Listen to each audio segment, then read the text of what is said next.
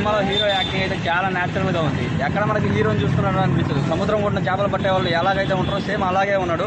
Director మాత్రం casting select చేసుకోవడంలో చాలా తన ప్రతిభను చూపించాడు. ఎందుకంటే ఎక్కడ ఎవరు యాక్టర్స్ అనిపించలేదు, అందరూ చాలా న్యాచురల్గా చేశారు. సినిమా చూస్తున్నంతసేపు సముద్రం కొట్టున అక్కడ పల్లె వాతావరణాలు మొత్తం అన్నీ కళ్ళ కట్టినట్టు అక్కడే ఉన్నట్టు అనిపించింది నాకు.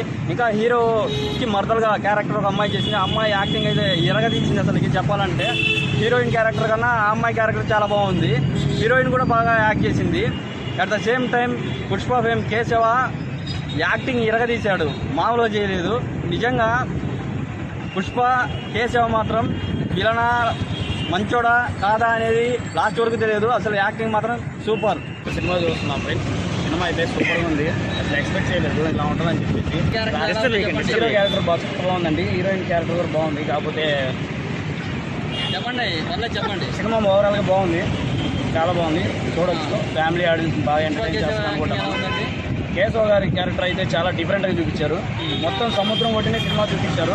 కొంచెం బయట చూపిస్తుంటే ఇంకా బాగుండేది. సినిమా సముద్రం ఒడ్డునే ఎక్కువ సీన్స్ ఉన్నాయి, అదొక్కటి కొంచెం డ్రాబ్యాక్గా అనుకోవాలి మనం. నెక్స్ట్ అయితే రాజీవ్ కనకాల గారు ఈ సినిమాలో చనిపోకపోవడం చాలా బాధాకరంగా ఉంది. ఆయన ప్రతి సినిమాలో చనిపోతాడు, ఈ సినిమాలో కూడా చనిపోతాడని ఎక్స్పెక్ట్ చేశాము, కానీ అలా జరగలేదు.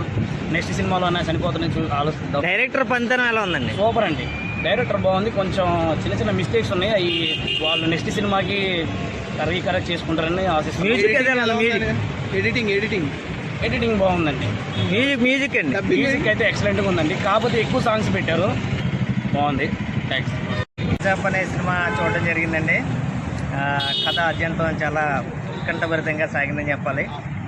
హీరో గారిని ఎక్కడో చూసినట్టు ఉంది. ఇంతకుముందు సినిమాలు ఆయన ఏమైనా చేశారో లేదో నాకైతే తెలీదు. చేశారని అనుకుంటున్నాను. రఫ్ అండ్ రగ్గడ్ లుక్లో ఆయన వరకు ఆయన పర్ఫార్మెన్స్ ఆయన ఇచ్చారు. Okay, good. ఇద్దరు హీరోయిన్లు ఉన్నారు ఈ సినిమాలో. వాళ్ళకి స్కోప్ ఉన్నంత వరకు కూడా చాలా బాగా చేయడానికే ప్రయత్నం చేశారు. చాలా బాగుంది. ఇంకా మెయిన్ లీడ్స్ గురించి మాట్లాడాలంటే కనుక రాజీవ్ కనకాల గారు ఒక మంచి క్యారెక్టర్ చేశారు. ఇందాక నా ముందు బ్రదర్ చెప్పినట్టు ఆయన ఈ సినిమాలో చనిపోలేదు. సో చాలా హ్యాపీ అనిపించింది రాజీవ్ కనకాల గారు ఈ సినిమాలో చనిపోలేదు.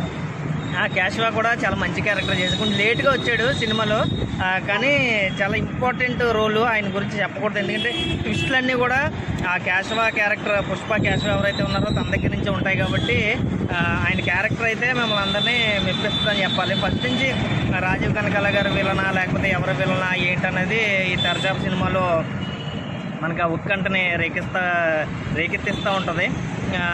క్లైమాక్స్ అది కూడా చాలా బాగా బాగుంది, చాలా బాగుంది. రొమాన్స్ ఉందన్న సినిమాలో?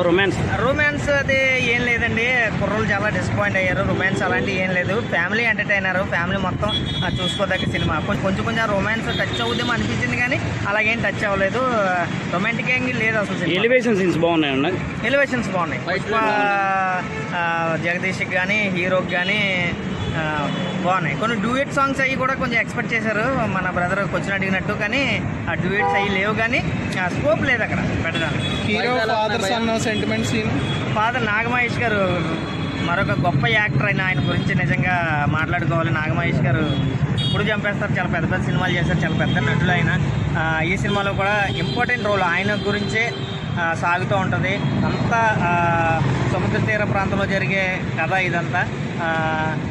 డైరెక్టర్ గారిని మెచ్చుకోవాలి సందర్భంగా, ఎందుకంటే వాళ్ళు ఎక్కడో హైదరాబాద్లో సెట్లోనే ఎక్కడో తీసేయకుండా ఇప్పుడు ఉప్పాడ, కాకినాడ తీరం ఇవన్నీ తీశారు. ఎందుకంటే ఆ ఫ్లేవర్ పోకుండా ఇక్కడున్న ఆర్టిస్టులు, ఇక్కడున్న నటులని అదే ఒరిజినాలిటీ అలా కనపడేటట్టు, ఎవరు యాక్ట్ చేస్తున్నట్టు కాకుండా ఒక ఫ్లేవర్ బయటకు వచ్చేటట్టు ఇక్కడ లోకల్ ఆర్టిస్టులు తీసుకుని ఆ మత్స్యకారులకు సంబంధించిన కథ కాబట్టి ఆ మత్స్యకారులాగా ఆ బోట్లు నడిపే వాళ్ళు కానీ ఇవన్నీ కూడా బ్యాక్గ్రౌండ్ ఆర్టిస్టులు వీళ్ళందరినీ కూడా వాళ్ళనే తీసుకున్నారు. చాలా బాగా చేశారు.